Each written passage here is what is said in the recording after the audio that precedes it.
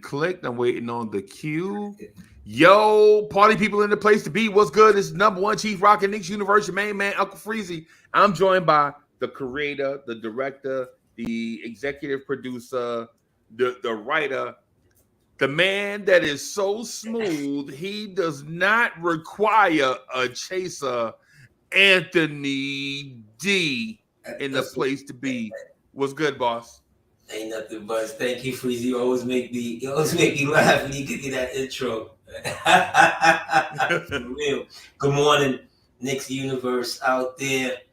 We apologize for being off a week, but sometimes we gotta recharge the batteries and so forth. And travel and tech issue and life. Absolutely.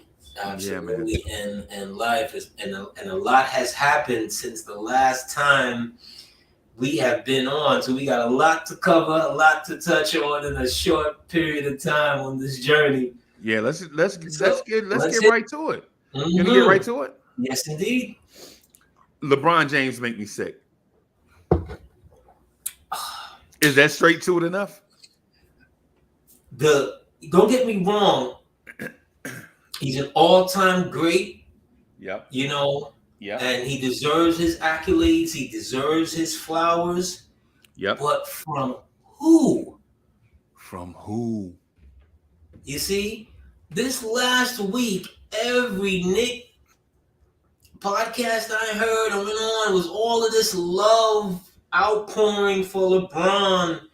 And shout out to LeBron. He was my role model. Yeah, he's gonna pass Kareem, and he's the GOAT. And I remember getting the LeBrons for my first day of school. Yeah, it was just enough. Enough. Please. I wanted to, just strangle Knick fans. I'm like, I want to vomit in my shirt. I didn't even want to make it to. I just want. Yeah. I'm like, yo, how many times does this man leave you at the altar? We are the altar. You are the altar. Like your dress should be clean, fresh, and ready to jump in again. And you would. You would jump in again for LeBron again. The disrespect over the years that this man has shown to this organization that has only done nothing but, outside of Phil and his buffoonery. Yes. This organization has done nothing but show LeBron love and respect and for the disrespect that we've seen and for the fans to have forgotten about this. Right. And what I mean? We got Stockholm syndrome, bro. We have Stockholm syndrome with LeBron and quite frankly Michael Jordan. But let's talk about LeBron. Mm-hmm. We'll do the LeBron thing. But for me, it starts and finishes when the league put him in Cleveland instead of putting him in New York from the draft. Right. Because it just made no sense to put him in Cleveland at that time. I'm gonna keep it a buck. With you. Cleveland is what they are. See what I'm saying? They're always going to be Cleveland. New York at that time was like needed a clean house. You know what I mean? Right. When did he come out? 2003 or 2004? 2003. Oh, 2003 definitely. Remember, 2003 was the year. 2003 was the year. Tell me if this sounds familiar, man. We want to add. We want to go in a new directions. We want to build a championship contender slowly. We want to build it with good young core pieces. Remember this in 2003? This was the narrative in 2003. We want to build it with nice young core pieces. We're trying to find the point guard of the future. I almost said point guard of the future, bro. I almost threw up. Who was the point guard? I think it was Marbury. Howard Isley. It was Isley? It wasn't Marbury? No. Remember we traded. Remember we were trying to trade for Marbury? Well, we may have, but the narrative then was similar to the narrative every 10 years. Oh, we got to trade for a point guard and And sure, the guy we traded for is not perfect, but we feel like he could be all-star caliber. All this stuff, bro. It's the same narrative over and over and over and over and over and over. But it started from there. It started from the league not, doing right by New York and putting LeBron in New York at the time. They really did. What's the name? Dirty. Detroit. Dirty. I think because at the time, Carmelo. Detroit did Detroit dirty. Detroit did Detroit dirty. No one told Detroit to draft whoever who eventually found his way to the Knicks. I can't even remember his name. What's his name again? Something. Right. They didn't even see him play. All they knew was they had Tayshaun, and it was like, okay, we're set. They had Tayshaun Prince and Richard Hamilton. But the thing is, I've heard Melo talk about that several times, and in recent times, and he said Detroit told them they were going to draft him. Yeah. That they were gonna draft him, but instead they draft, Darko Milicic, who, like I said, eventually found his way to the Knicks because that's just what happens. That's how the deal works, Yeah. Especially those early round busts. Those early round busts, somehow, some way, they always become reclamation projects for the Knicks. Noah Vonleh. Noah Vonleh. Oh, you know what I'm saying? What's the other one there? In that Mario Hezonja. Mario Hezonja. Yes. That's how this works. But to slide back to LeBron, because we're gonna investigate this properly here. Okay. Remember when he had his LeBrons, the Big Apple sneakers? Yes. Right? The Knicks allowed him to have a press conference at MSG. Yep, at MSG. The owners league-wide was like, yo, what the hell is going on here? How does this dude, he's not How is this Knicks not tampering? property. How is this not tampering? Right. How is this not tampering? The Knicks get nothing out of that. LeBron gets to debut his Big Apple, whatever was it, through Reebok or the Zoom Soldier. I think that's the Zoom Soldier 2. Okay. Or the Zoom Soldier 4, one of them. But they look like NASA boots, right? I don't even remember them. Them. But I remember him having his, and they literally, as they were transitioning from one inept, front office to another, they're playing kissing cousins with LeBron. Wait a minute, you talking about this front office? No, not this front office. I'm talking about. Are you calling this front office inept? Okay, because I wouldn't go so far as says inept, but I would go so far as they lack imagination. They lack intestinal fortitude. Does that sound better? I was gonna say they lack apples. Let's just put it that way. They're constipated right now. Yes. They're like your pops in the bathroom. And nobody passes bathroom for the next 45 to 55 minutes. Bim. But that's this management. But that management back then, as we're transitioning to geriatric Walsh. Yes. Because remember, when LeBron has his moment, his press conference, which again, he did it in New York. Yeah. What was it? Albany or something like that? He found some remote place in New York to go have his I'm leaving moment as he sat there in that idiot picnic shirt on. Yes. Looking like an absolute buffoon. Him and 200 of his closest staff members. Yes, looking like an absolute decision day. He's all. What are you doing? What are you doing? What are you doing? What are you doing, LeBron? What are you doing? Who are your advisors at that time? What are you doing? Oh, I'm sorry. Your agent was Leon Rose. Yeah. At the time, yeah. Hold on. Bim. Yeah, Bim. Oh my God. He couldn't give us a star then. He can't give us a star now. Bim. Yes. So it trods on with LeBron. You know, where we get a meeting with him, Wade, Bosh, and I don't care what anyone wants to revisit about that meeting. He never took us seriously because we didn't take ourselves seriously. We didn't take ourselves seriously, bro. We did not take ourselves seriously. We go into a meeting with a man in a wheelchair. No disrespect to the handicapped, right. The disabled population. Right. Okay? But from what I remember, like the beginning of the meeting goes, well, Tony, how you doing? Like, how's your recovery? Like, how's therapy and stuff? yeah. You like, come Who on. cares? Man, look, man. That's the optics you want. You want to roll in a general manager who looks like he's on his last legs. Like he's not going to be here. Like he's not going to be here to see this through. What's the future? Yeah, what's the future look like? With a young 24, I think everybody in that room, I mean the players, 24, 25, 23 or something like that. Yeah.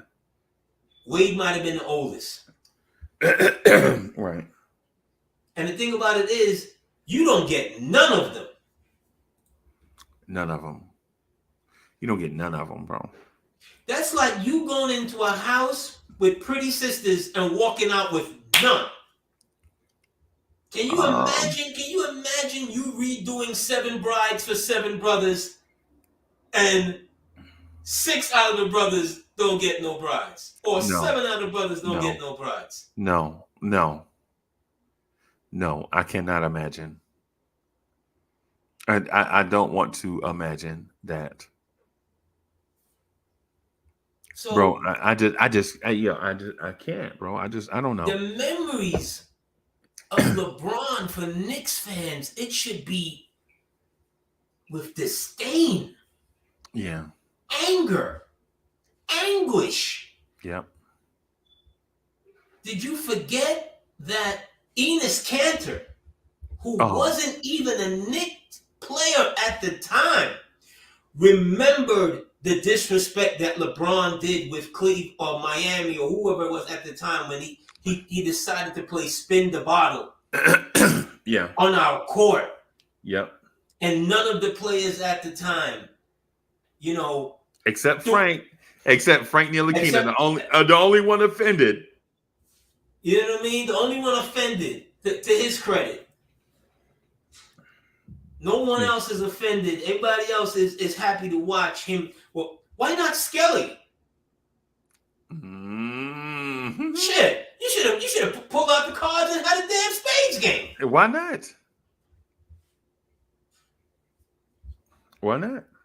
So the disrespect that he's shown to the Knicks organization over the years. Remember, the cherry on top. Remember when they drafted Frank, and they came to the Garden, and right before the game, he throws it out there. Oh, the Knicks shouldn't have drafted Frank. They should have drafted this one. What was his man? DSJ. No, not even DSJ. Not even. I think it was Shabazz Napier. Yeah, or something crazy. Yeah, something crazy. Yeah, like he's telling us who we should have drafted, as if he's a part of this organization. Right. And to Enes Kanter's credit, Enes was the only dude with the new regime when it came in. It was almost Enes was looking for it, right? Yeah. But it made me proud that at least here's a guy who has no affiliation with our organization at all, and he remembered it, and he thought it was bullshit. Yeah, disrespectful. Let alone when he came and he had the triple-double, 52, 15, and 12 or some nonsense in the Garden. And we were so happy. We were so happy to get this done on us on our home court. Yeah. By LeBron. Yeah.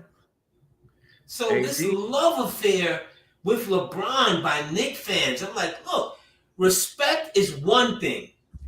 Okay? Right. He ain't never tried to don your uniform. No. Ever. No. Even when it made sense to solidify the conversation of GOAT, which is long gone by.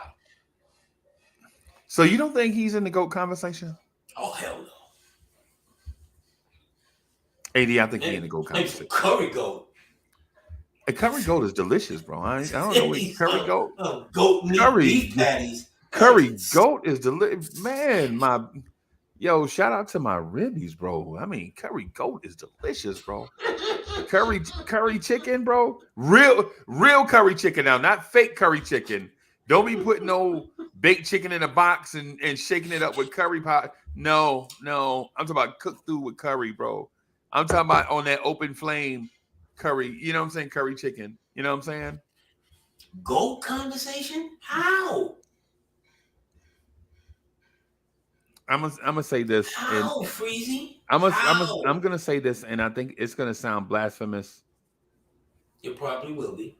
But I think LeBron James's impact on the NBA is bigger than Michael Jordan. Don't do that. Yeah. Don't do that. Don't do that. Because I think LeBron James we're not talking about global ambassador. No. We're not talking about global ambassador. Clean cut LeBron. No, nothing I'm ever done. I'm not talking about the Yao Ming. You're not talking about undercourt play. Yeah, I'm talking about on the court. You're not talking about undercourt play, because if you want to talk about undercourt play, let's start with 2011 when Dallas completely psyched him out. Dallas put a guard that was 5'7" tall on LeBron in the fourth quarter. But see, that's the thing, man. You couldn't put him on me today. When you see in the fourth quarter, I'm eating his lunch. That's not totally how it happened. You know how it happened. You want to go into the nuances. Dallas helped him with his bad psyche psych himself out.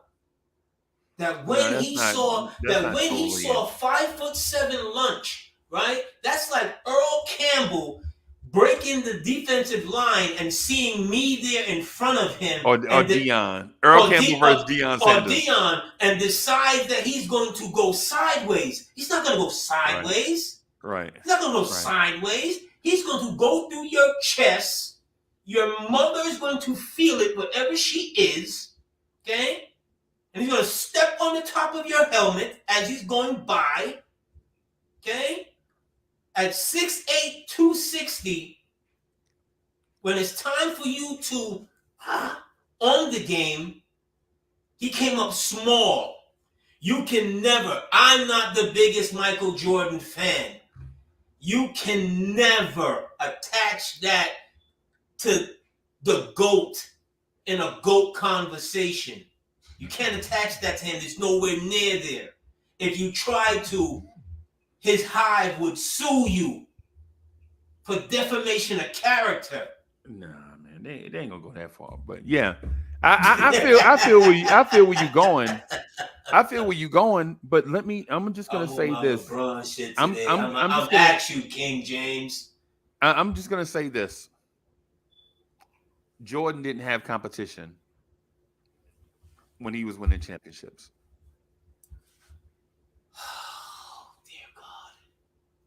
The best to me. The Carmelo not score 30,000 points. To me. No, I ask you a question. Did Carmelo not score 30,000 points? The best player in the early 90s, the best player on the planet in the early 90s was a toss-up between two people and two people only, right? That's Charles Barkley. That's Michael Jordan. That's it. Everybody else had nice runs in the individual city. David Stern was trying. They was trying to make good stories. But let me tell you something, bro. Before 1990, How good was Hakeem Olajuwon? I'm sorry. In 1986, did he not take Houston to the finals? Did you say take? Did you just say take? Take Houston to the finals? I'm sorry. I was watching NBA. Maybe I'm sorry. I was watching the before NBA. Before you go on your Bill Cartwright love for Ralph Sampson, let's understand something. Okay? Houston does not get to the finals in 86 without Hakeem the Dream. No. There's a difference between take and without. There's a difference between take and without. Take. You said take. His numbers will back it up. Take. I haven't even looked at those numbers. His numbers will back it up. Take. I know that squad. Lloyd, Reed at the shooting guard, McCreary at the small forward, Sampson at the 4. Okay? That man came in and body snatched the center position from Ralph Sampson. Okay. Right. Yep. Literally, the organization said, Ralph, you at the 4. Ralph always wanted to play the 4. Ralph always wanted to be a modern big. Even if he didn't, he had no choice. Well, that might be true too, but my man always wanted to be Porzingis, and you know it. You are fine, but from what you speak of is blasphemous. Man, absolutely blasphemous that Mike had no what? Then what do you think about Pat? If Barkley's the best, then you're saying that Barkley's a better player than Pat. I'm saying in the early 90s, Barkley was better than Patrick Ewing.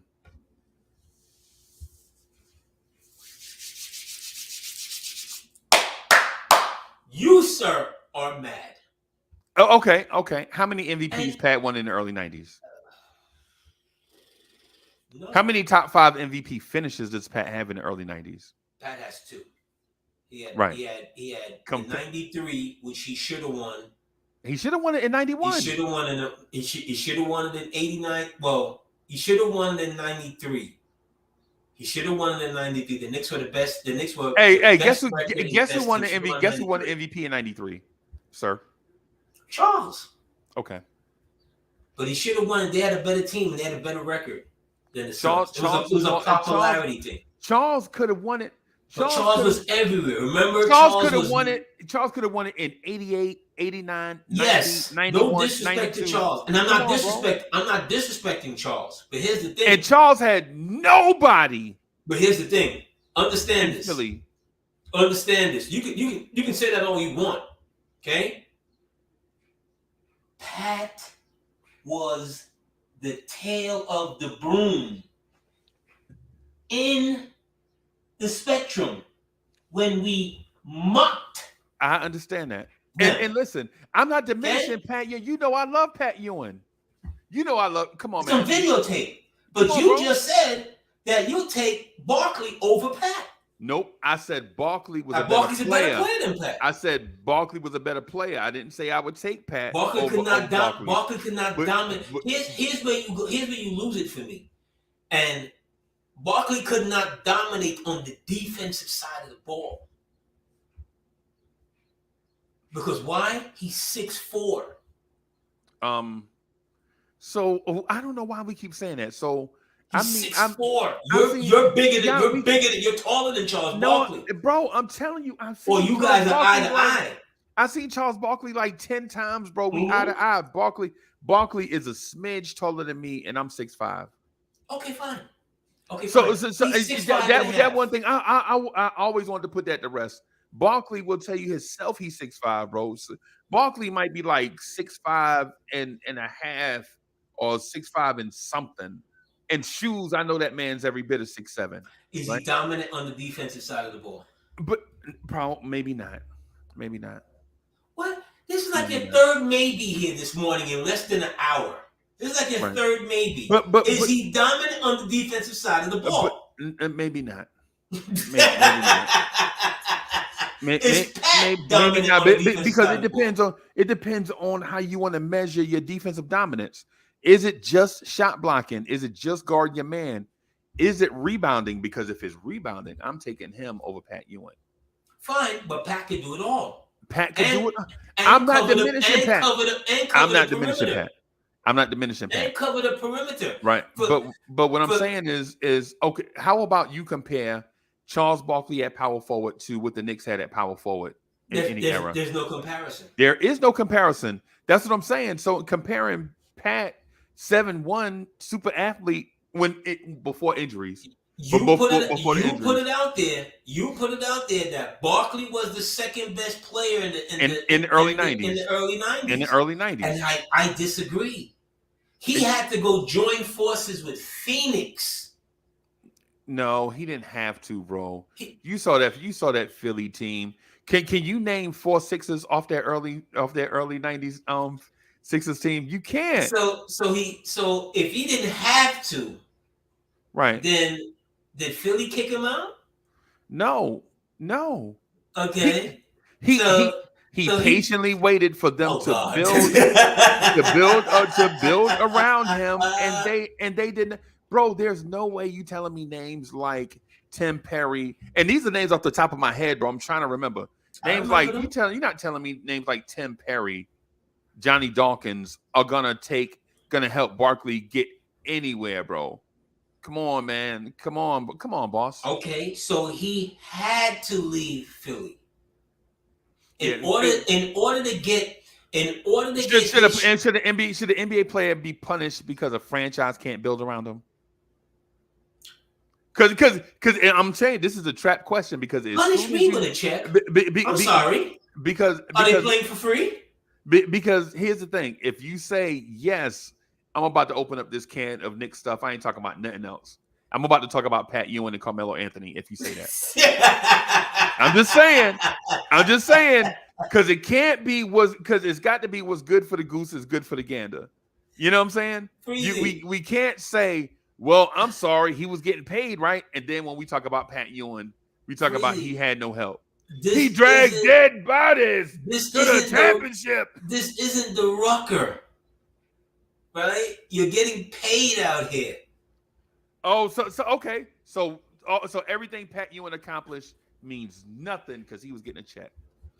No, I didn't say that. No, that's what you just said. That would be blasphemous. You said it's not. You said at the end of the day, it's not the Rucker.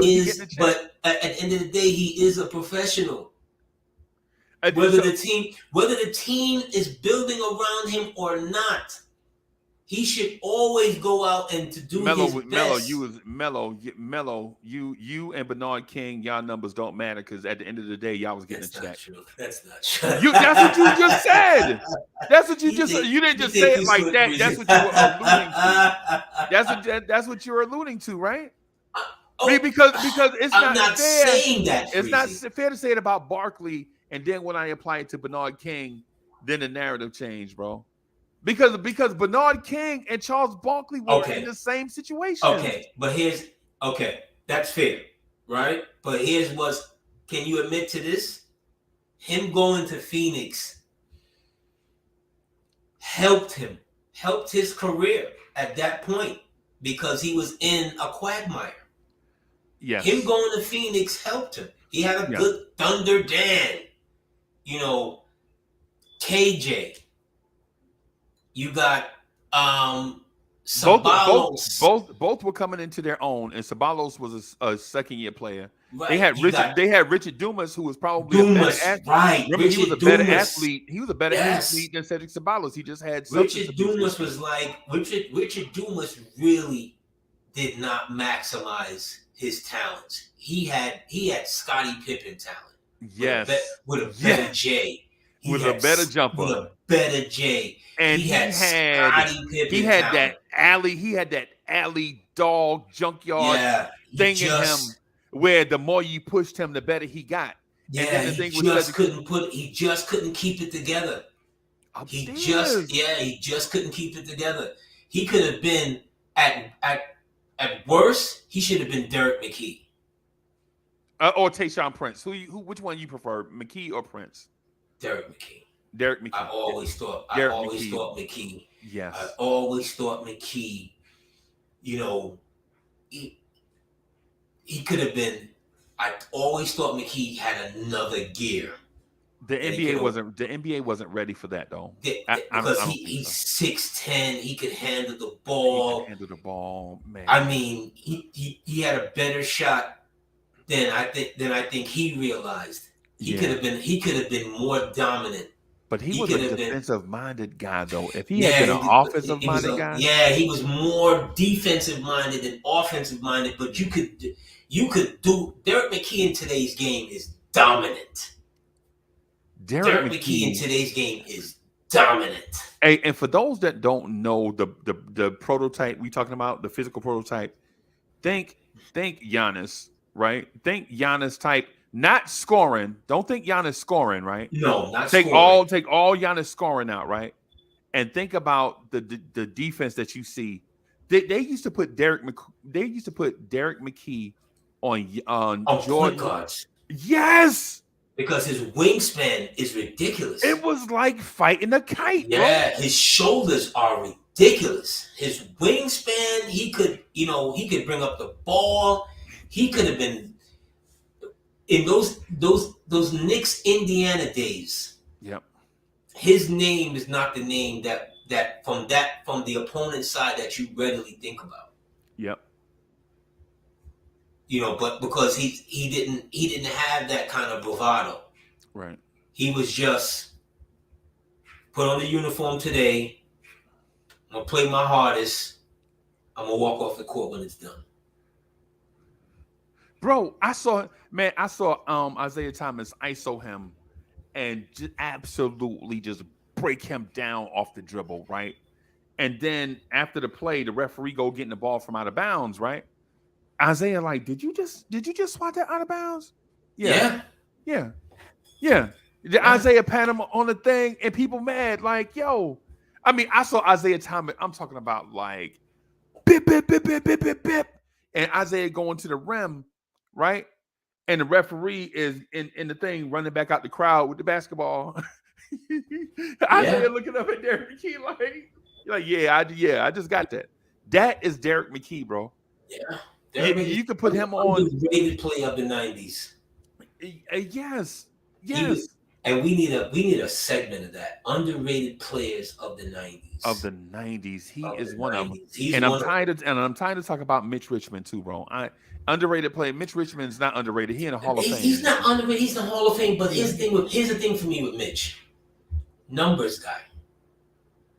Yeah. Buckets. Numbers guy. Buckets. And that's and buckets are important because you know what? Everybody want to sit down and turn the TV on one night and be entertained. Yeah. On a cold February. Right. But come June, where's he at? Him, Alex English, Chris Mullin. Yeah, games. Buckets. That's fine. There's a lot of guys like that. There's a lot of guys that can get buckets. Mark Aguirre, buckets. Can get buckets. But there's a lot of guys that you ain't never seen them in June. Never. We ain't never seen them in late May. Adrian Dantley, buckets. Can get buckets. It's a lot of guys. Adrian Dantley is a power forward, and he's smaller than Quentin Grimes, bro. He's 6'4". 6'4", 205. Yeah. 6'4". A lot of guys can get same thing in today's game. There's a lot of guys that can get buckets. Here's a player that, and I don't want to knock the brother, but I've never been impressed with him. Paul George. Okay. Playoff P. Named himself Playoff P. After he choked in the playoffs. He was living off I'm Skinny Freezie. He was living off that good run in Indiana against LeBron the first time they met, and they took him to Game 7. Right. And when they still had Granger, I think Granger, whatever happened to Granger? Was it his knees gave away? Yeah, but it happens, bro. He had old school injuries, like his knees just gave, bro. He played like 11 years. Right. But he's one. But as to playoff P, he's one of those guys that, he did well last year in the playoffs. I'll give him that. Okay. But overall.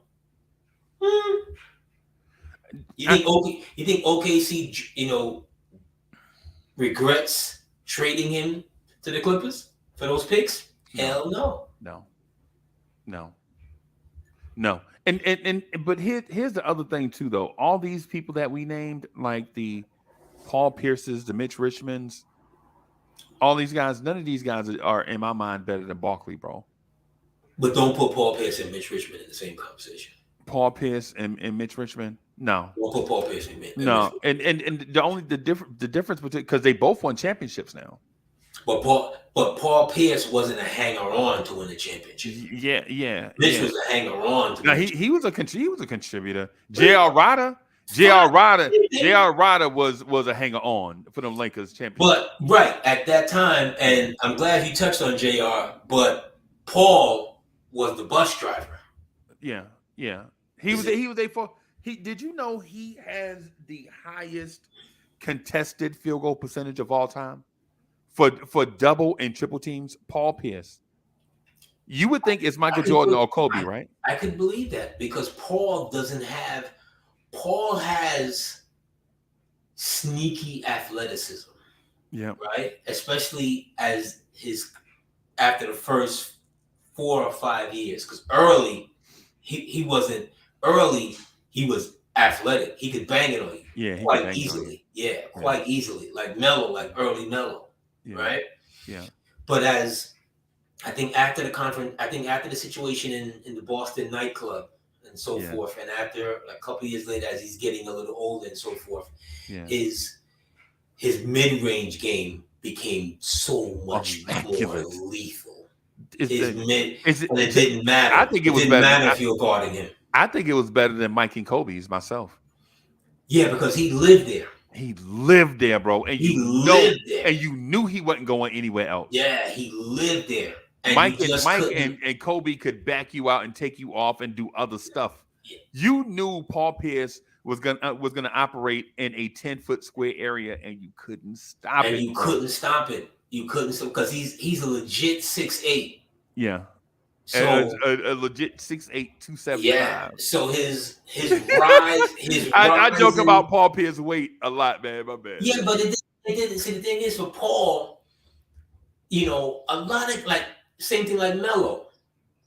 That's just he's wide hipped. His body type. Yeah, that's just his body type. But it works for him because he's naturally physical. Yeah. Yeah. So when you saw him and Ron Artest, Middle World Peace battles. Yeah.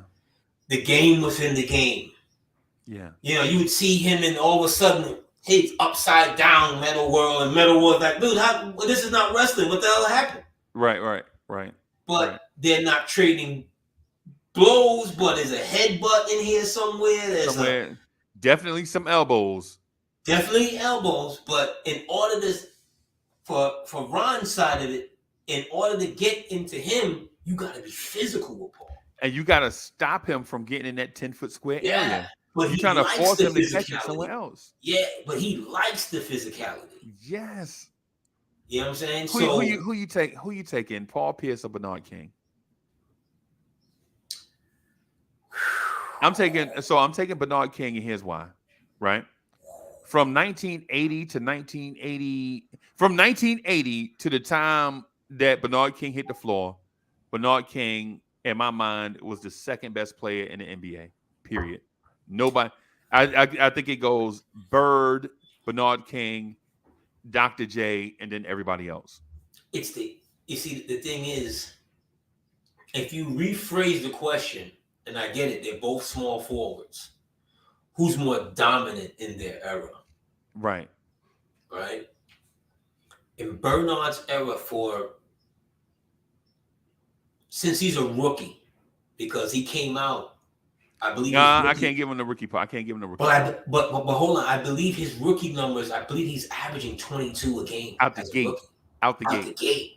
But he played for a whack team. He's taking all the shots. It was not impactful. Yeah, but he's still averaging 22 as a rookie. He's still averaging 22. I know. I understand. You see what I'm saying? So he was always a scorer. So let's say from 80 to when he gets hurt, 80 to 85. He's the best small forward. He's the best small forward in the game, and that's including Larry Bird. He's the best small forward.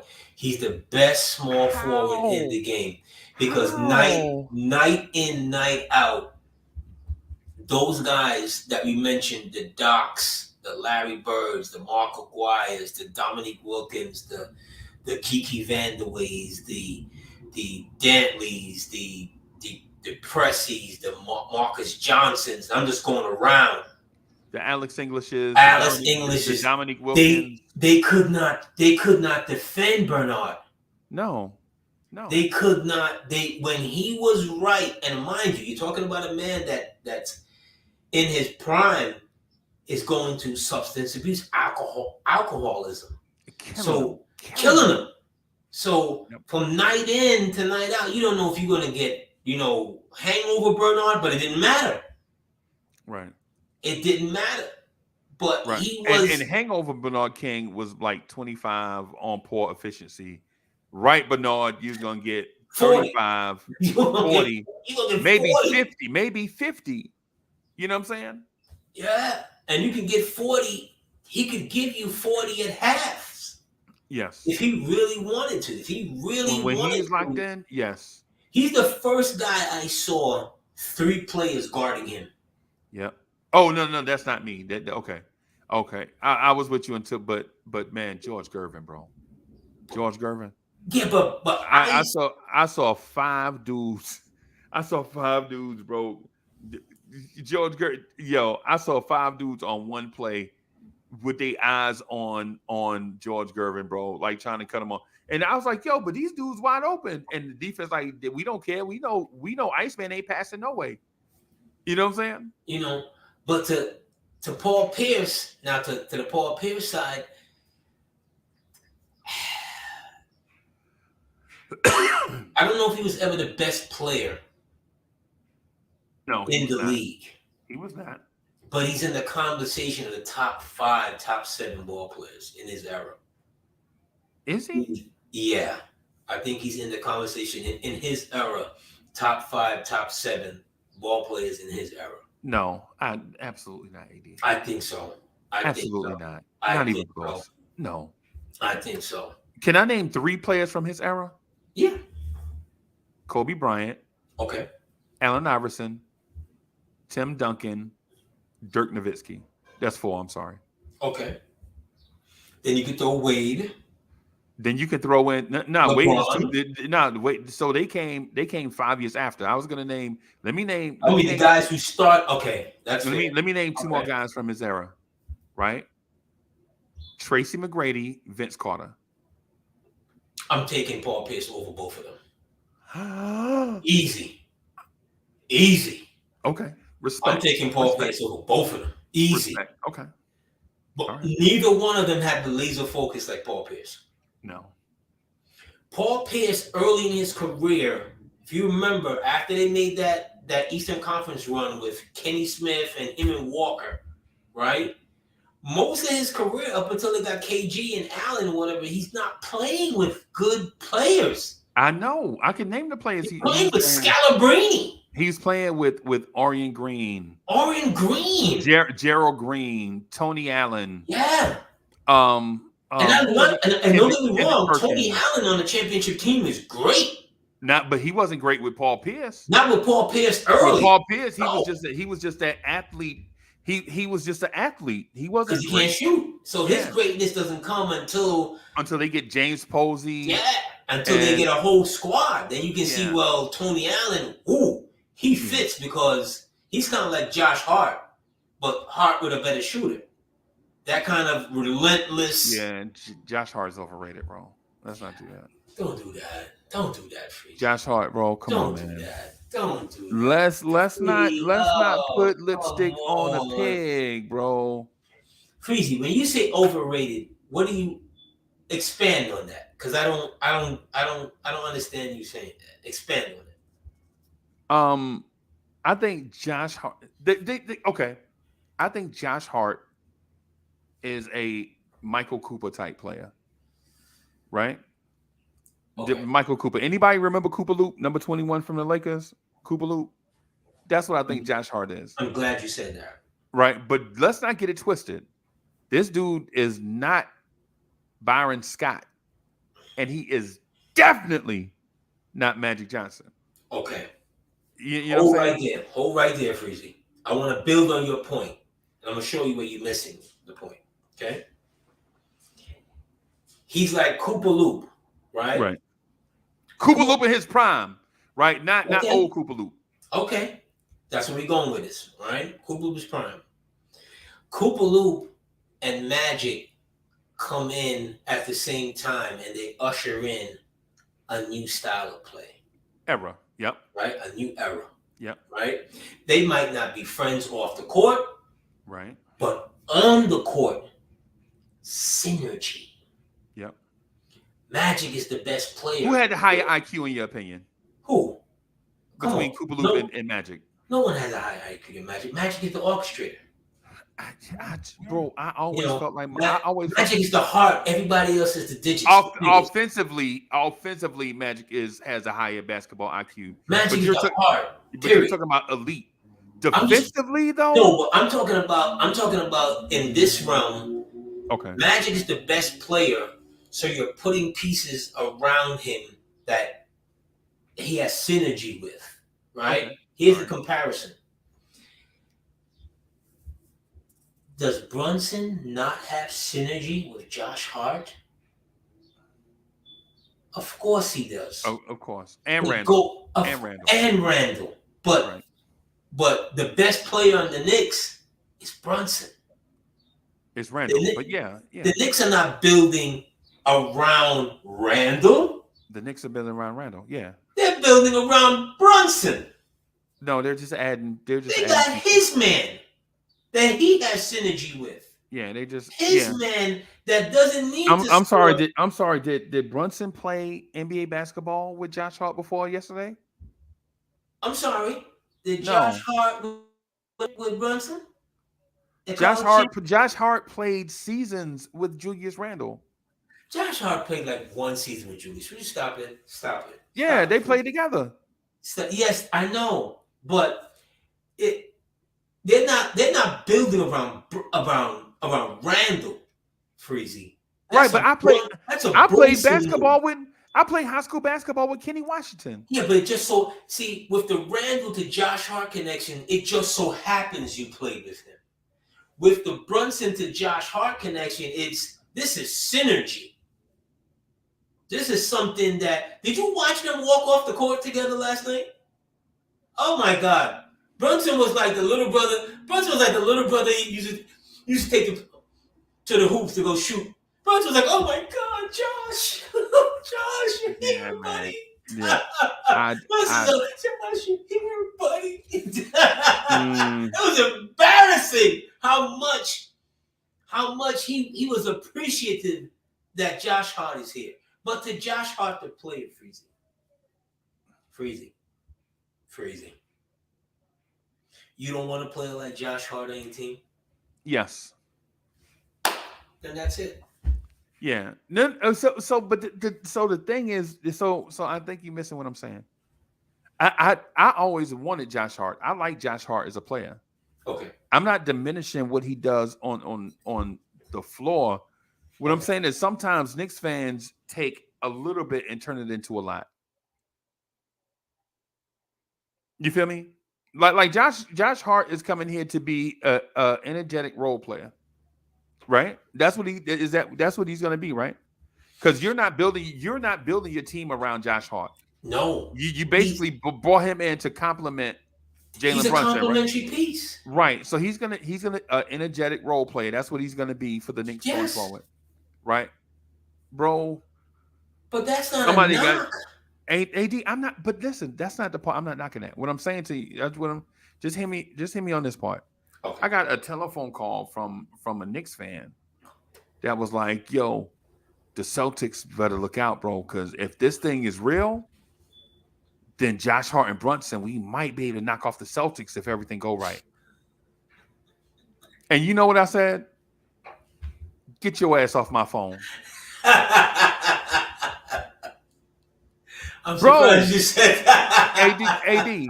AD, listen, bro, you know me. I'm gonna keep it 10 times 10 all the time, bro. Dude, listen. A dude I respect. He probably in the chat laughing right now. You know what I'm saying? AD, dude was like, yo, Josh Hart is the missing piece. Bro, Josh Hart is a energetic role player that we love to have. He reminds us of Cooper Loop. Because think about it, without Michael Cooper, the Lakers don't win NBA championships. Now, is he the best player on the Lakers? No. But does he come in and do stuff to give Byron Scott and Magic Johnson free reign to do other stuff? Yes. Can you imagine if Magic Johnson had to play defense for 48 minutes? Yeah, but I'm not ready to go. I'm not ready to go there with, Cooper's, and I believe Cooper's important. Don't get me wrong. Okay, he's very important, but there's a thing for defense. There's a time and a place for defense. Right. Right? Because perfect case in point with Cooper. Cooper has one of the greatest effort plays in the history of the game. But when you watch it in the video, in live and replay, right, it looks like Dr. J is taking his head off with the cock rock. I thought you was talking about Isaiah Thomas going for 30 in the fourth quarter. Okay, you talking about right? Yes, the dunk. Yeah. Because if you remember that play, Cooper as they're coming up the side cross half court, Cooper kind of stumbles off the loose ball. Right, he gets his defensive mindset. He doesn't stop. He gets back into the play. But as he's getting back into the play, Doc is in some 50-inch vertical. This is the one thing that people don't understand with Dr. J. The hands. When he was Kawhi Leonard. Kawhi Leonard was him. When he grabbed the basketball, out of one, with just one hand, no other movement, he grabs the bat, he palms it, then he Barry Sanders it, under the arm. And then Michael Cooper. And Cooper's getting into the play. Yes. As he's doing all this, Cooper's defensively getting into the play. And then you're like, good God, Cooper, get out of the way, man. Yes. I was saying thank you, Cooper, for making the most iconic poster of all time. Right? This is what I'm thinking around that time, right? But the thing about it is, the thing people forget is Michael Cooper was an excellent athlete that didn't show off athleticism, but was a functional athlete. Yes. See, because we have a great athlete in Obi who is not a functional athlete. You know what I'm saying? No. Cooper Luke was a great athlete that was a functional athlete. But when he put that great athleticism on display against the alien, it looked like he looked pedestrian, bro. Absolutely. And like I said, people don't see his effort. Yes. Because he could have easily, once he stumbled and fell off the track, he could have easily just fell off and not try to get back into the play. Yep. He gets back into the play because why? Doc snatch. Yes. And from he snatches that ball to the cradle, to the wine, and Cooper gets in. I'm like, Cooper, what are you doing? What are you doing, Cooper? What are you doing? But a mindset is a mindset, bro. A mindset is a mindset. But you don't know what's about to hit you. Because it hits him. To where his own teammates are like, oh my God, that's disgusting. That's disgusting. His own teammates are like, Hercules. Yeah. His own teammates is clapping it up. Bro, but what I'm saying about Josh Hart, bro, is I'm not diminishing who he is as a player, right? But bro, I have been getting hit up constantly. A dude held me on a dude held me hostage on the telephone. I needed a hostage negotiator I know who to get me off the telephone Because this guy said Josh Hart is the missing piece, and Jason Tatum and Jaylen Brown better look out. And AD, all I'm saying is you remember this? You remember there was a reggae song back in the day. Back it up, easy, back it up. That's what we should be doing right now. Stop right here. Stop right here. Let's not anoint Josh Hart as the savior. Josh Hart is a really good piece, right? A really good piece. Let's not get out of hand. You know what I'm saying? Yeah. I mean, what are we doing, bro? Josh Hart. I like Josh Hart, bro. I like that type. Yeah. You know I like that type player. Yeah. You know, I like John Starks. So you know I like the Josh Hart type players, bro. You know what I'm saying? What I'm saying is what I'm asking Knicks fans that bump, bro, you can't even sneak down to the bar. You know, you sneak, you know how you sneak over to the little tiki thing they have up at these resorts and stuff. You know what I'm saying? You got on your slides, your Knicks shorts, whatever. You like, yo, I'm just gonna go over here and get me a couple of drinks and stuff, and then you know what I'm saying, head back to the room. You know what I'm saying? You know, you a Knicks fan? Yeah, man. I'm Uncle Freezie. Uncle Freezie. Who is Uncle Freezie? Dude, like, who is Uncle Freezie? Man, I'm like, I got this little tiny YouTube channel. You know what I'm saying? And he's like, oh yeah, I'll check it out. Yeah, you know, hurry up, fix my drink, man. He's like, how y'all like Josh Hart? I'm like, you know, he a nice piece. Salute, like, Andrew. He like, yo, you don't think Josh Hart gonna take you out to the championship? Gosh. Bro, just hurry up and fix my drink so I can go, please. You know what I'm saying? I just want to keep things in perspective, AD, because you and I have been through this trade for a journeyman at the deadline thing numerous times. And when we get that journeyman at the trade deadline, the hype in New York is crazy. Mo Cheeks gonna get us to the finals. No, Mo Cheeks ain't gonna get us to no damn finals, bro. Here's what I would have. Doc Rivers. Remember the hype behind Doc Rivers? Well, when Doc came in he came in a package, but he wasn't it. It was Charles Smith. But here's the thing with I would have liked to have seen this management do is to, if not get the star player, okay, fine. But there's a couple other things that this team needed. Right. Like you need another big.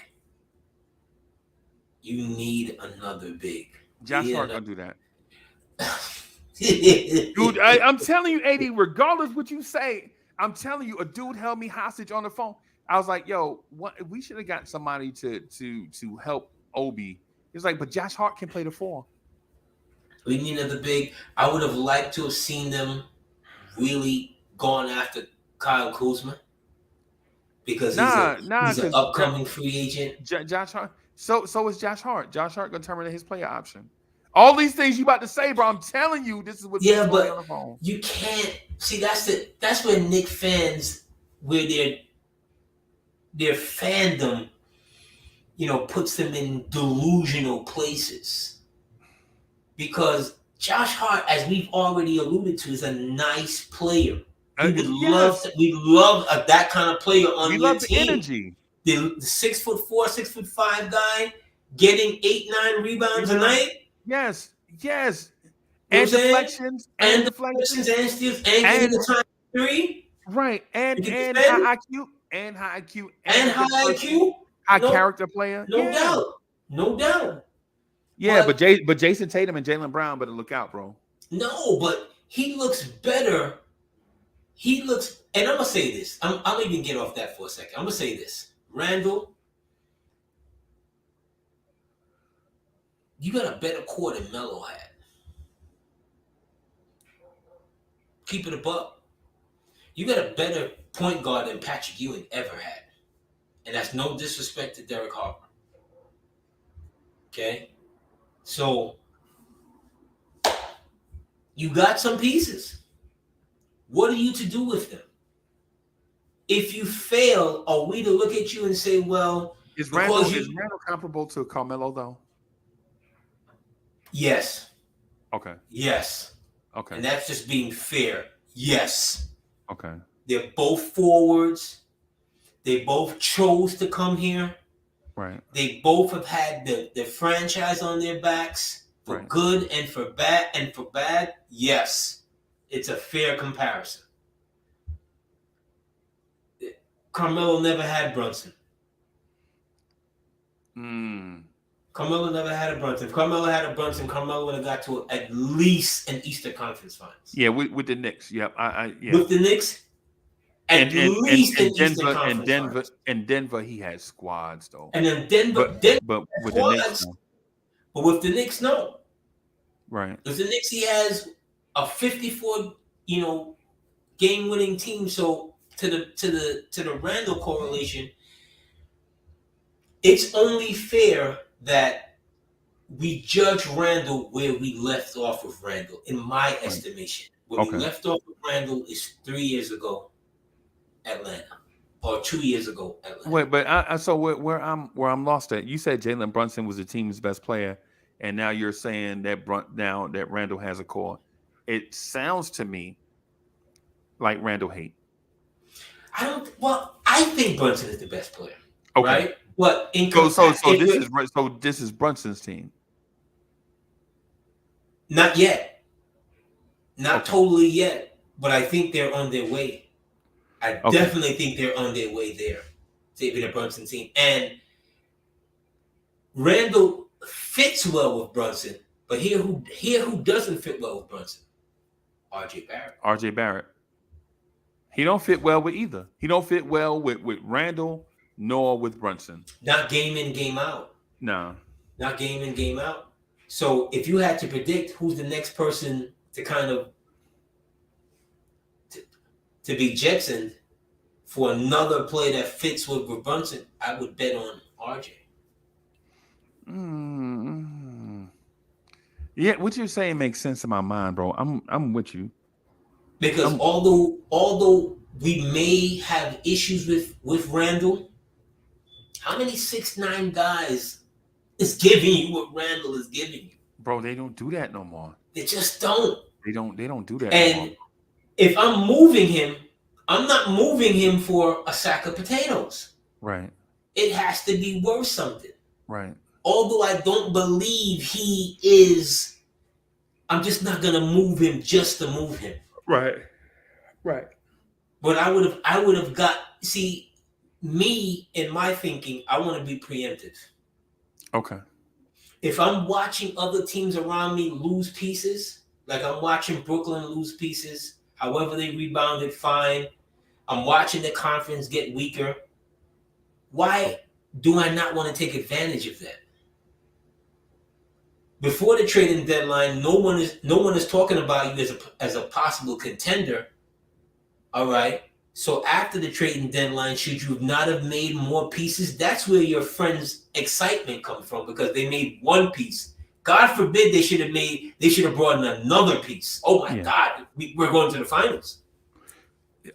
It's your friend too, AD, by the way.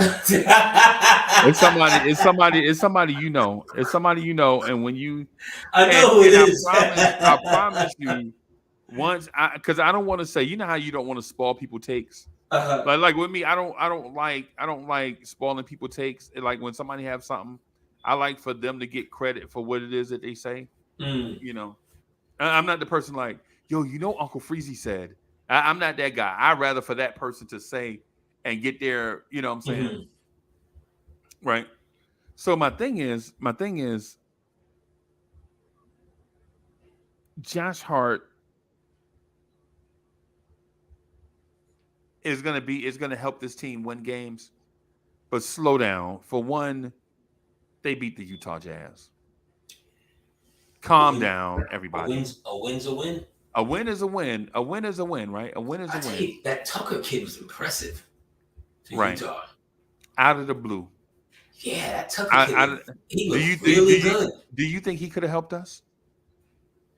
Yeah. You think we? I think we could have traded Cam Reddish for him straight up. I'm surprised they held on to their sixth man. What's the cat's name again? Jordan Clarkson. Yeah. I'm surprised they held on to Jordan Clarkson because we could have traded Derrick Rose and 2 second-round picks for Jordan Clarkson. A player like that is only going to help. He's going to be like for the Knicks years ago when they had Langston Galloway. He's going to ruin your lottery position. Yeah. I'm surprised they kept him. Seriously. Yeah. When I saw him in the game last night, I was like, "Is that Jordan Clarkson? Why is he still on Utah? Why is he still on Utah?" Right. I thought they were tanking. Yeah. He's a free agent. I think they may.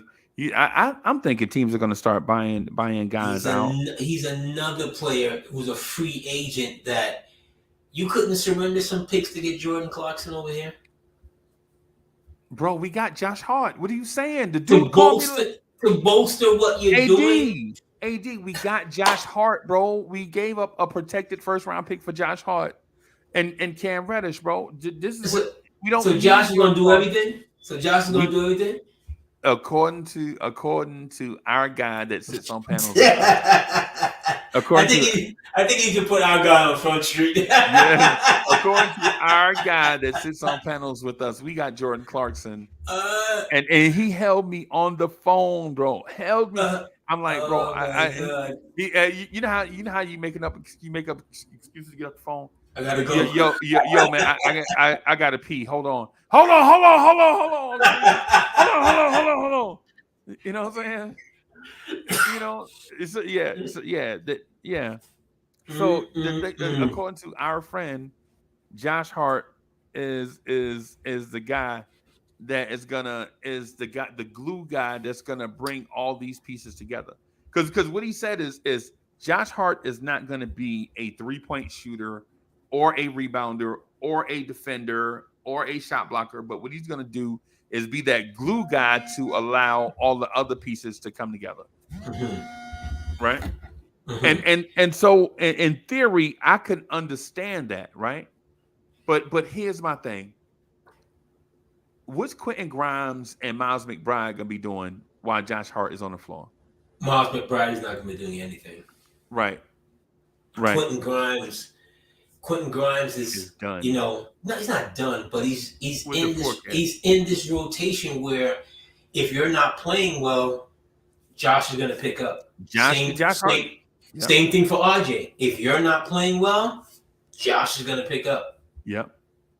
Because he affects those two positions, the wing, and the shooting guard. That's where he's most, effective.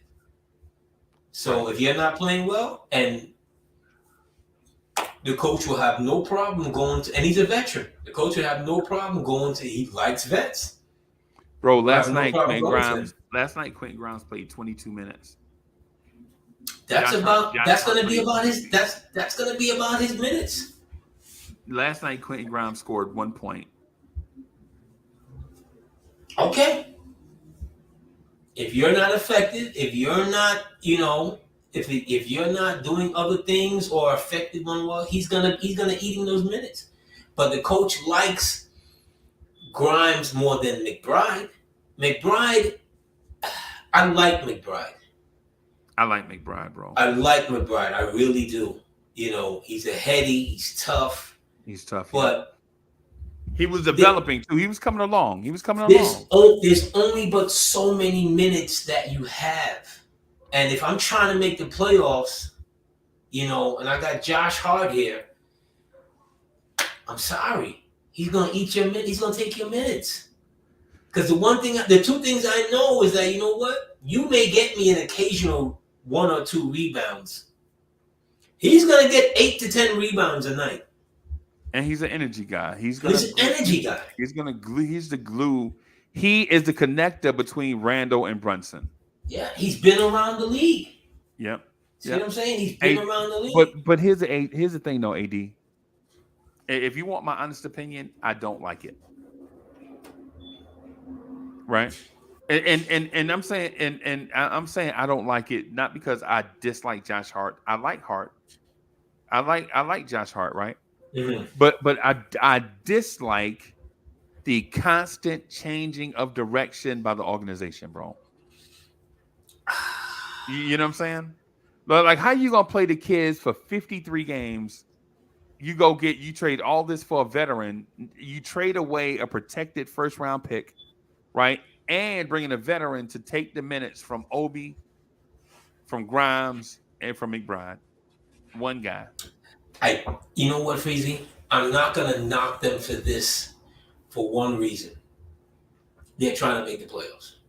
I get that. They're trying to make the playoffs, but here's where I will knock them. They believe that they can make noise with what they have. That's the problem. Yeah. Making the playoffs, no doubt, that should be your goal every year. But in an honest assessment, do you really have what it takes to make noise in the playoffs? We'll see. If Mitch comes back, does he solidify what you have now with Hart and Brunson and Randall and Grimes? Yeah. RJ? And when Mitch comes back, another young player is going to get stapled to the bench. Yeah, Sims has to sit down. Sims has got to sit. And he'll get his minutes from here and there. Yeah. But ultimately, and this is what I say to you when I say the Knicks front office makes dumb decisions all the time. It's repetitive. It's Groundhog Day.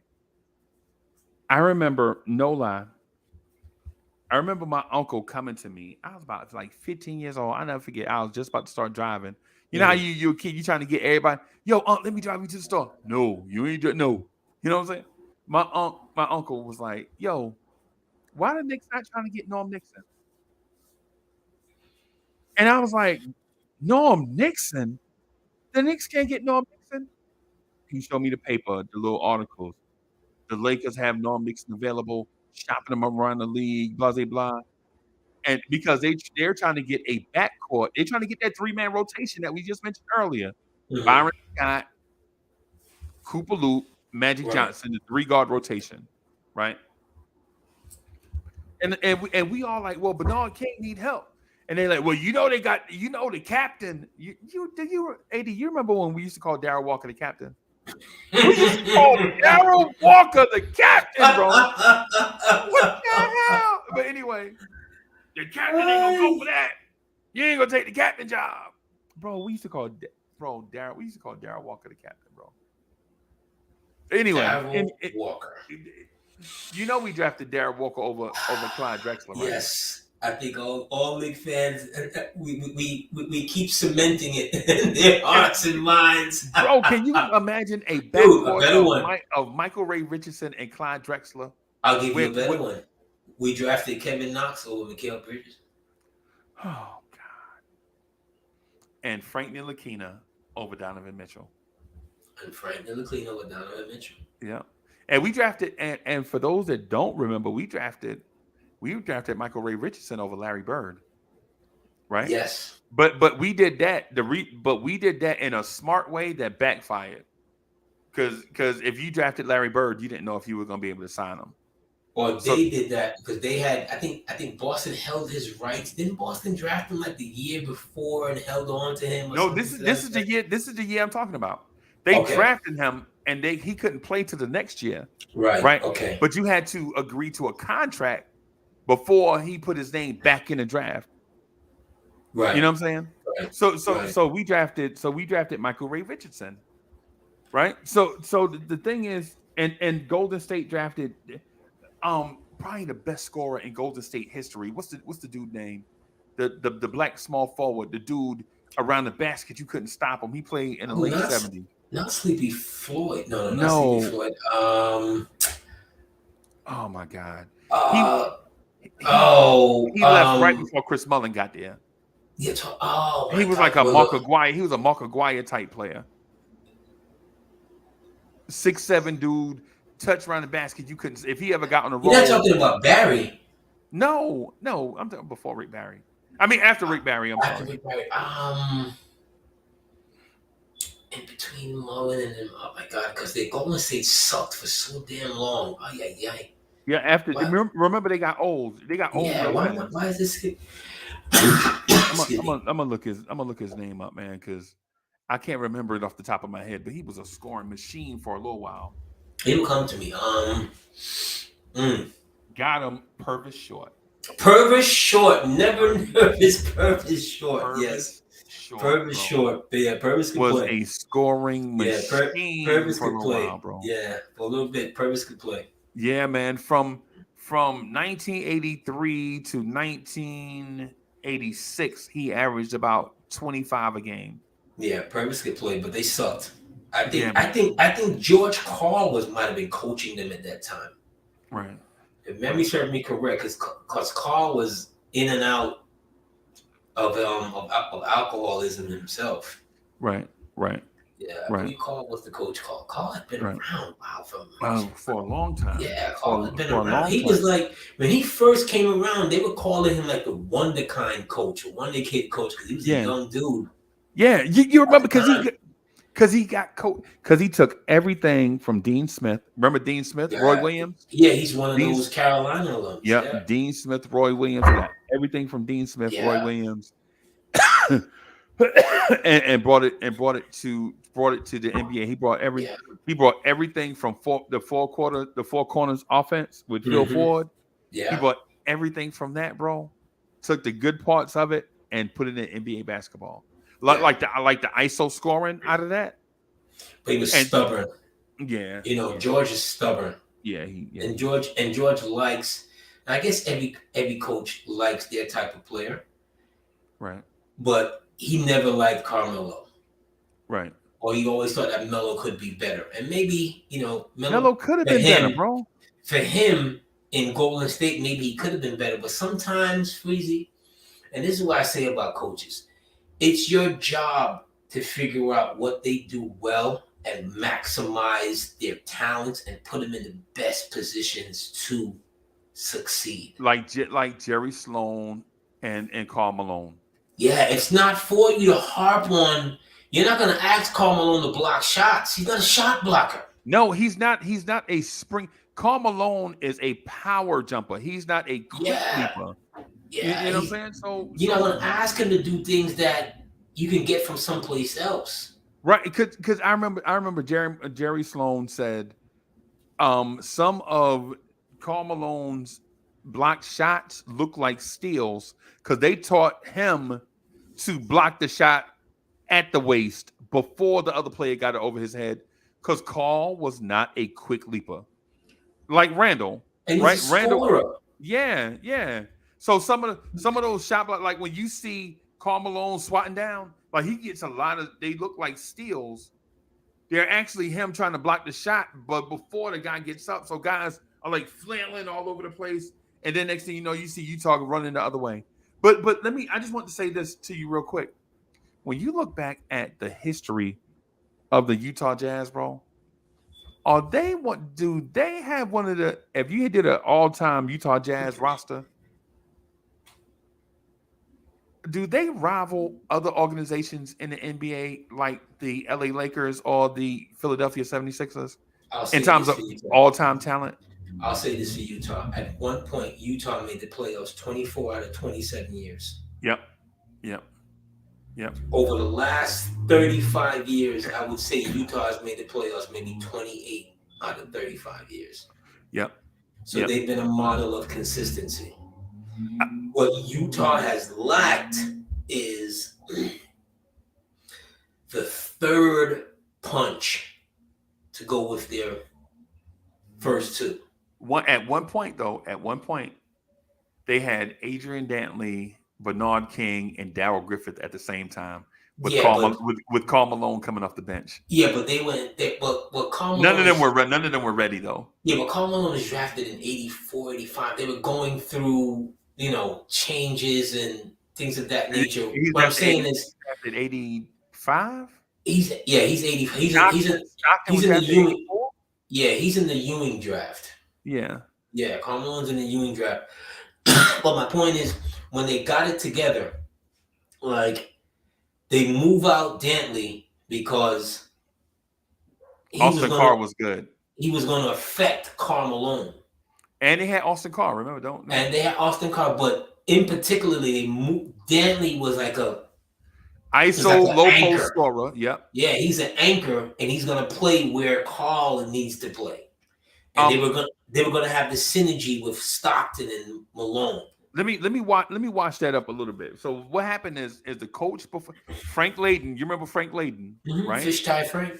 Yep. Would let Dantley hold the ball, pump fake, jab set, pump fake, rip through, pump fake, jab set. And so Layden leaves and takes the general manager job, I think. I think he goes upstairs. Yeah, and then they hire the old Chicago Bulls combo guard who reminded everybody of Pat Riley. This is at the time. At the time, Jerry Sloan reminded everybody of Pat Riley. So it's like the natural thing at the time, because a lot of teams are trying to do this. Take the point guard that just recently hung him up, right? Let him work around the organization and then put him on the bench, right? So Jerry Sloan comes in with a junk offense, the pick and roll offense, right? And for like people that are younger that don't know that, they're probably like, Uncle Freezie, AD, y'all crazy. Nah, the pick and roll was a junk offense, because during this era, this is the era of big men. Bill Walton, Kareem Abdul-Jabbar, everybody had a center. So you ran a low post offense with motion around it, cutters and spot up mid-range shooters. You didn't have 3-point shooters back then. You definitely didn't have two on the floor at the same time. Definitely not. Right? Jerry Sloan basically saying, hey man, we don't have a big and we ain't gonna try to find one. What we're gonna do is run this pick and roll offense. And to the Boston Celtics credit, as soon as they saw what Utah was doing, they traded for Dennis Johnson. You remember that? They traded for because they had a point guard named Tiny Archibald, and they had JoJo White. Right? Yeah, but for Utah, Utah for a lot of years depended on drafting. Solely like drafting and so forth. They drafted Dominique Wilkins. They drafted Dominique Wilkins and traded him to, and they traded him to on draft. Right. But they got compensated well. It was hard to get players out there for whatever the lifestyle, whatever it being out in the Middle West. But they had just moved to Utah now. Remember? Right, because it's Mormon country. They're coming from New Orleans. They trying to figure it out. Yeah, they trying to figure it out, and they kind of kept with their we'll draft. But they could never. They would get some nice complimentary pieces like Howard Isley and Shannon Anderson for Utah. It worked for them. Right, Brian Russell. Yeah, the Brian Russells, it worked for them, but they didn't have that. The Tyrone Corbins, but they didn't have that third person. Like Jordan had Jordan, Pippen, Rodman. Grant. Jordan, Pippen, Grant. Right. Those are their three. You know what I'm saying? Plus, they got Pippen and Grant in the same draft, bro. Okay. Yeah, because they traded Olin Polynice, a Bronx native, to the Seattle Supersonics for the rights to Scottie Pippen. Yeah, and those three guys are great defensively. Utah was never great defensively. And they played separate positions. Yeah. So you could put them in a lineup and they could grow together. Yeah. Like Utah's big. Their best big in those era was Ostertag. And Ostertag in that era. But before that it was Eaton. Right. But in that era for them with Malone is Ostertag. And Ostertag was serviceable. Don't get me wrong. Ostertag was serviceable. He's kind of like how iHeart is today. He's not bad. He's energy. He can play. He can, he can do some things. Screen exceptionally well. Ostertag's best asset is screening. Right? If you get a big that can screen, like Chris Dudley, you remember Chris Dudley? Right. Chris Dudley's best asset was not offense. He is screening, like the tertiary stuff. Right. He could do some things. The minute things that, other players don't necessarily want to do. But they just couldn't get that third. Third helper, that consistent third to help them, because they lost twice to Jordan in the finals. Yeah. They had to trade for Hornacek. And Hornacek was from Philly at the time. Hornacek was a good player. But Hornacek wasn't. Great player. He was a good, but Hornacek wasn't. And I understood that move. I'm like, does this move the needle? Hornacek is a top 40 shooting guard of all time, bro. Okay, but did it move the needle? Yeah, for them, yes, because they went from a second round exit every year. When they got him, they started making the finals every year. Okay, all right, I'll give you that. But it wasn't just because of Hornacek though. It was because they also added athletic wings, Ty Corbin, right? They got better. Brian Russell, Shannon Anderson. So they wouldn't have to defend because that was they're running up against who? They're running up against who? Jordan. Okay, not LeBron. Not right. LeBron. They're running up against the man. Sure. Yeah. Hence why that GOAT conversation where we started left the yard a long time ago. Look. Hey, look at Bo Ismail. Bo Ismail says top 4 shooting guard of all time. Who? What is he talking? Who? Oh, Ismail, you better not be calling Hornacek. Stop it. Top. Because top 40. I said top 40, bro. I said top 40, Bo Ismail. Bo Ismail said top 4. Yo, Udi Mack is in the building. What's good, boss? Salute. Shout out to Oops. You know what I'm saying? Salute, but top 4 shooting guard of all time? No, we're not. No. Hornacek is a top 40 shooting guard of all time? No, nobody said He's top 4. Player. Not top 4. Top 4. Top 4. He's a good player. He was a good player in that era. A good player. He did help the Jazz, but again, they were running up against, some of the greatest teams of all time. We don't like them as Nick enthusiasts, especially at that time. But you have to give Caesar his credit. Yeah. They just were he gave you nightmares. LeBron never gave me nightmares. Michael Jordan gave you nightmares. Legit nightmares. Like how are you gonna defend this? I don't know. Because it seemed like he made every shot. Let me just say this. As somebody that started watching basketball before the Jordan era. Okay. I think the LeBron neutralization is the same thing that a lot of people did for Michael Jordan. Right. And so the reason why I say that is because before Michael Jordan, names like Connie Hawkins, Elgin Baylor, David Thompson, Dr. J, George Gervin, names like that. Hey, Bill Paxson. People used to say Bill Paxson's name as a great shooting guard, right? Now after post-Jordan era, people don't remember Connie Hawkins, the claw. The dude held the basketball like if it were a marble. The dude's hands were so big, it looked like he was holding an orange. You know what I'm saying? Elgin Baylor, I remember my uncle said Elgin Baylor jumped in the air one time and just combed his hair and just waited there for other people to come up there with him, and nobody could get up there with him. He just stayed there. My uncle said he just jumped in the air and stayed there and got rebounds all day and kicked it out. He just stayed in that one spot up in the air.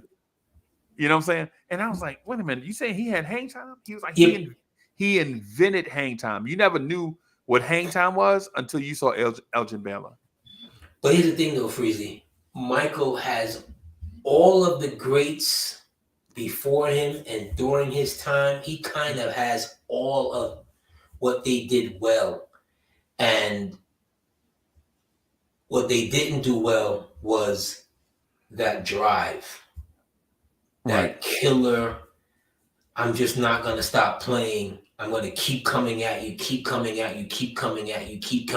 in the fourth quarter. You see, what the Pistons did for him was they made him not just rely on his athleticism. Yeah, they made him think. He had to think the game. Yeah. He had to go get stronger. Yeah. He had to go put on like 10 pounds of muscle. Yes. Because they weren't just they were coming in waves, and they were coming not just to score a basket, but to knock you out the air. And they did the most ingenious. They made the most. Listen, if you want to know how to create and destroy a franchise, watch the Detroit Pistons basketball history. Right? If you want to see how to make the most brilliant chess move ever and how to fumble the bag and within a 10-year stretch, watch the Detroit Pistons every just watch a decade. They'll be great. They'll destroy it by doing something. They'll destroy it by trading for Joe Johnson and Blake Griffin. You know what I'm saying? Well, Dumas had a stretch there after winning the championship where, his decision making was pretty questionable, terrible with many coaches, the draft picks. I mean, I remember them giving Villanueva all that money. Ben Gordon at that time. Ben Gordon was okay. He had mental health issues too. He wasn't Ben from Chicago anymore. He just kept throwing money out. He was, what's the other big that the Knicks fell in love with from Detroit at the time, the power forward? Greg Monroe. Giving money to Greg. I mean, you can't take away his championship. Right? But after that title run, when they moved Billups and all of that, when they got Iverson for Billups. But okay. So that's one of the parts where they destroyed it, right? Totally. Here's an ingenious move that they did.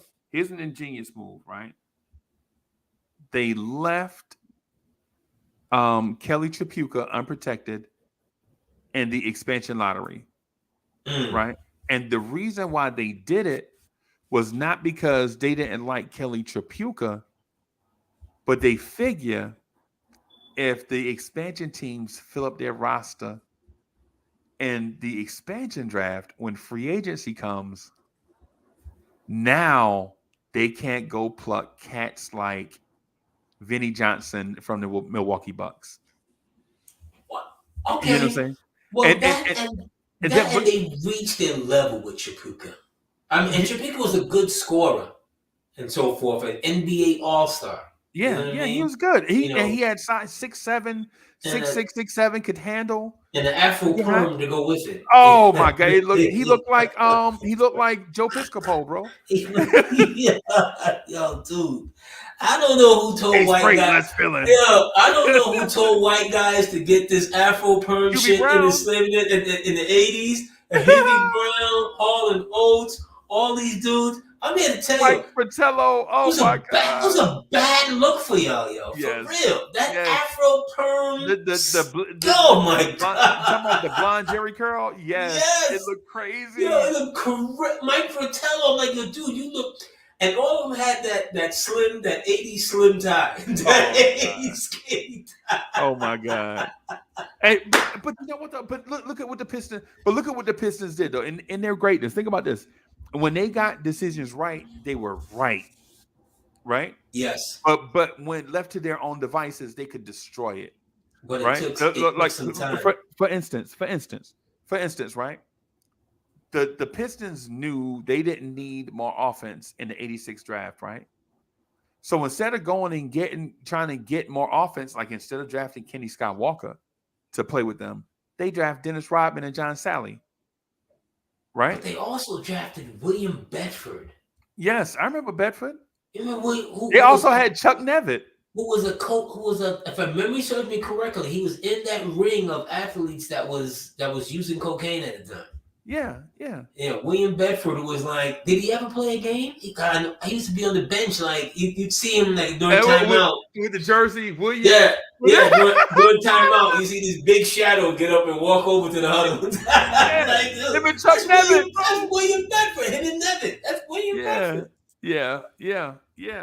And but the point I'm getting at though is they draft a Dennis Rodman, right? Who they don't know what he is, right? They just know that if cultivated correctly, right? If cultivated correctly, they know that this guy can defend anybody in the NBA at any position for 48 minutes and play a back-to-back the next night. And he was an old rookie. I think he was 20, I think he was 24. 24. Yeah, 24. Yeah, right? But the year before that, though, they draft a diminutive guard who idolized Isaiah Thomas.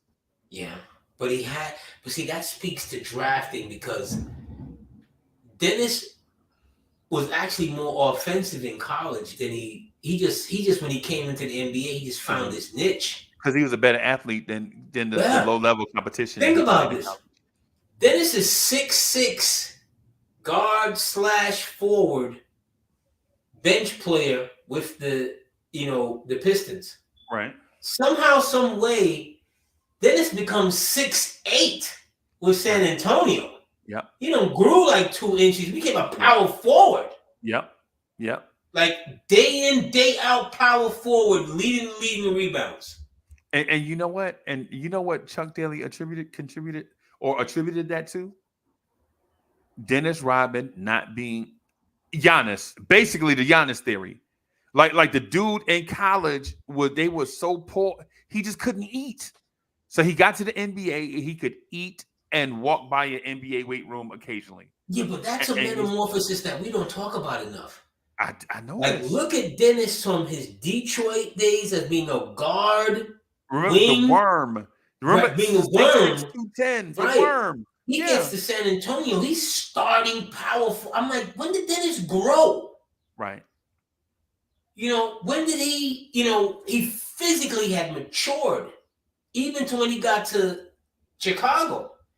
The San Antonio player was the same player that got to Chicago. That same build, big, but he was not the guy like 7 years prior that came into the league as being a spindly worm. Right. He had transformed into a like I said, a starting power forward. I had this conversation with my uncle. I said, "Uncle, listen, man. If I could have took Rodman and focused all that off the court energy into his NBA career, he'd have been better than Bill Russell." And my uncle spit his coffee across the road. What? Bill Russell? I'm like, bro, come on. Pound for pound. Who's a better shooter? Dennis Rodman or Bill Russell?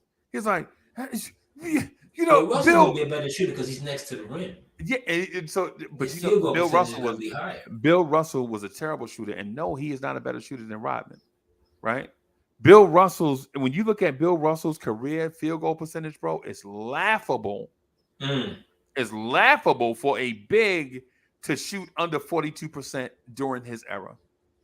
Yeah. Bill Russell could not shoot, but rebound and play defense, block shots, yes. Right? Yeah. But what I'm saying is I'm not trying to diminish Bill Russell because Bill Russell was a top 5 player of all time, right?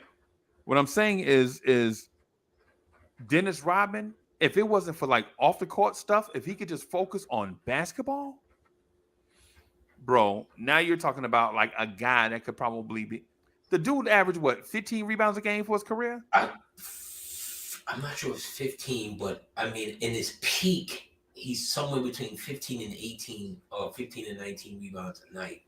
But still, that's dwarfed by what Russell and those guys are doing per night. But so he averaged 13 rebounds for his career, right? Right, for his career. But in his peak years, it's somewhere between 16 to 19.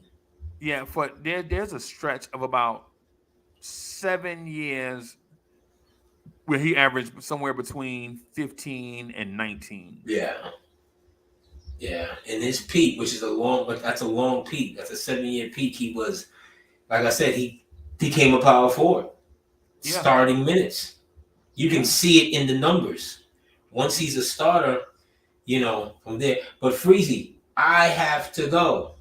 I'm so sorry. I'm so sorry, Knicks fans and so forth. But this is Super Bowl Sunday. It's Super Bowl Sunday. So before we get out of here, Freezie, I'm going to ask you again, who are you picking in the Super Bowl? Let me do this. Paris Duggar, thank you for the generous contribution. Paris Duggar says, Dr. J erased Connie Hawkins because he's a better version. Okay. I can live with that one, Paris Duggar. I can live with that. Well, and that goes to play as long. You know what I'm saying? Like because of what Connie went through, and the road he had to travel. Think about this. Connie's blackballed at 18, so he doesn't even get to college, right? Connie goes through, the ABA, so forth and so forth. The wind and roll. Right, the Panthers and all these little offshoot teams, whatever. But when Connie finally gets to the Lakers, and I think then Phoenix, Connie's somewhere between 26, 27. So he has like maybe like the last part of his peak. And this is to his point. He said he went up for a dunk and he couldn't get up as high anymore. Right. Between ages of 27 to 29, he couldn't rise anymore. Think about that. Players didn't play, their athleticism didn't stay with them as long as their athleticism stayed with guys as the years went by.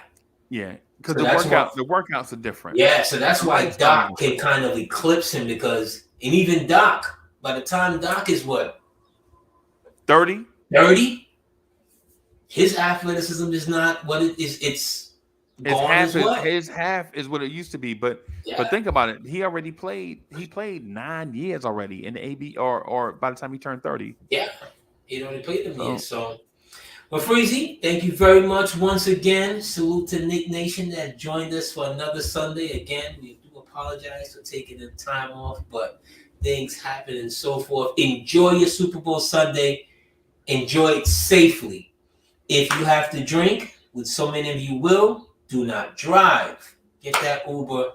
Get that companion to help you. Pay for that $72 safely. Uber. Pay for whatever you got to get home safely and so forth. And enjoy the game. Enjoy your family. Enjoy your friends. And I'm picking the Chiefs. That's how we end. That's great. That's great. But who are the chefs? They're gonna win the Super Bowl. That's who the chefs are. Oh, okay.